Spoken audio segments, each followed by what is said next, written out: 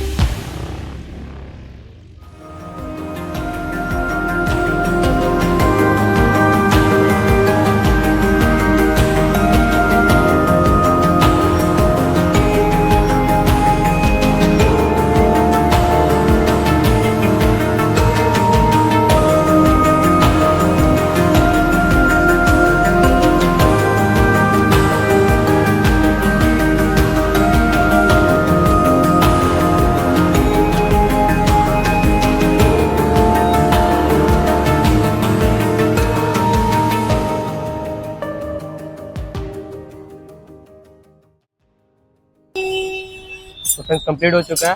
तो पीछे का भी आपको दिखा दे रहा हूँ, पीछे का सामने का दोनों साथ दिखा दे रहा हूँ। तो ये रहा पीछे का टायर, देख सकते हैं काफ़ी हेवी ग्रिप है। और ये रहा फ्रंट का टायर, देख सकते हैं। ठीक है, तो फ्रेंड्स वीडियो पसंद तो वीडियो को लाइक करें, चैनल पे नया तो चैनल सब्सक्राइब करें ऐसे वीडियो देखने के लिए। कैसे टायर रिलेटेड वीडियो चैनल में हम लोग लाते रहते हैं।